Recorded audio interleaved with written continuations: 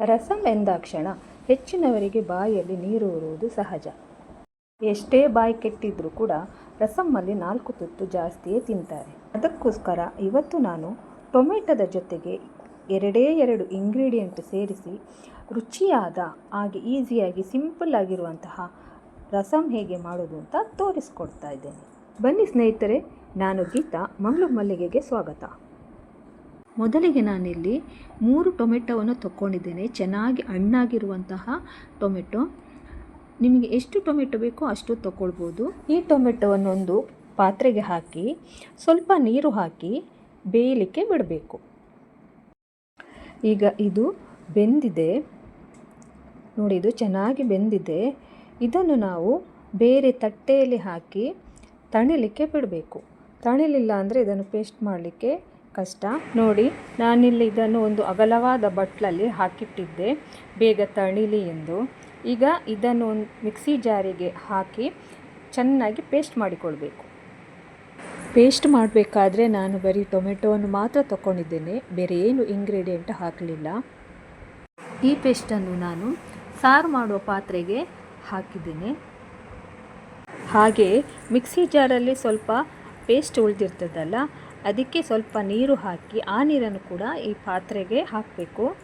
ನಾವೀಗಾಗಲೇ ಟೊಮೆಟೊವನ್ನು ಬೇಯಿಸುವಾಗ ಏನು ನೀರು ಹಾಕಿದ್ದೇವೆ ನೋಡಿ, ಆ ನೀರನ್ನು ವೇಸ್ಟ್ ಮಾಡೋದು ಬೇಡ. ಅದೇ ನೀರನ್ನು ಇದಕ್ಕೆ ಹಾಕಿ ಇಲ್ಲಿ ಸಾರು ಮಾಡಲಿಕ್ಕೆ ಉಪಯೋಗಿಸ್ಕೊಳ್ಬೇಕು. ಎಷ್ಟು ನೀರು ಬೇಕೋ ಅಷ್ಟು ನೀರು ಹಾಕಿ ಹದ ಮಾಡಿ ಇಟ್ಟಿದ್ದೇನೆ. ನೀವು ನಿಮ್ಮ ಕ್ವಾಂಟಿಟಿ ಮೇಲೆ ನೀರು ಹಾಕಿಡಿ. ನಂತರ ಮುಚ್ಚಳ ಮುಚ್ಚಿ ಕುದಿ ಬರಲಿಕ್ಕೆ ಬಿಡಬೇಕು. ಅಷ್ಟರಲ್ಲಿ ನಾವು ಇದಕ್ಕೆ ಸಣ್ಣದಾದ ಮಸಾಲ ಪೌಡರ್ ತಯಾರಿಸುವ. ನಾನಿಲ್ಲಿ ಸ್ವಲ್ಪ ಕಾಳು ಮೆಣಸು ಮತ್ತು ಜೀರಿಗೆ ತಗೊಂಡಿದ್ದೇನೆ. ನಿಮ್ಮ ಖಾರಕ್ಕೆ ಎಷ್ಟು ಬೇಕೋ ಅಷ್ಟು ಕಾಳು ಮೆಣಸು ತಗೊಳ್ಬೋದು. ಇದನ್ನು ಕುಟ್ಟಾಣಿಯಲ್ಲಿ ಹಾಕಿ ಚೆನ್ನಾಗಿ ಕುಟ್ಟಿ ಪುಡಿ ಮಾಡಬೇಕು. ಹಾಗೆ ಇಲ್ಲಿ ನಮ್ಮ ಟೊಮೆಟೊ ರಸ ಚೆನ್ನಾಗಿ ಕುದಿ ಬರ್ತಾ ಉಂಟು. ಹೀಗೆ ಕುದಿ ಬರ್ತಿರಬೇಕಾದ್ರೆ ನಾವು ಏನು ತಯಾರಿಸಿದ್ದೇವೆ ಮಸಾಲ ಪೌಡ್ರು, ಅದನ್ನು ಹಾಕಬೇಕು. ಹಾಗೆ ರುಚಿಗೆ ತಕ್ಕಷ್ಟು ಉಪ್ಪು ಕೂಡ ಸೇರಿಸಬೇಕು. ಇದನ್ನೆಲ್ಲ ಚೆನ್ನಾಗಿ ಮಿಕ್ಸ್ ಮಾಡಿದ ಮೇಲೆ ಒಳ್ಳೆ ಕುದಿ ಬರಲಿಕ್ಕೆ ಬಿಡಬೇಕು.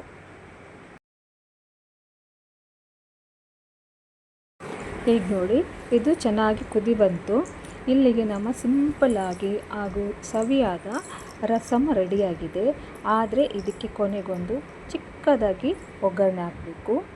ಇಲ್ಲಿ ಸ್ವಲ್ಪ ಎಣ್ಣೆ ತಗೊಂಡಿದ್ದೇನೆ, ಜೊತೆಗೆ ಸ್ವಲ್ಪ ಬೆಳ್ಳುಳ್ಳಿ ಹೆಸಳನ್ನು ಜಜ್ಜಿ ಹಾಕಿದ್ದೇನೆ.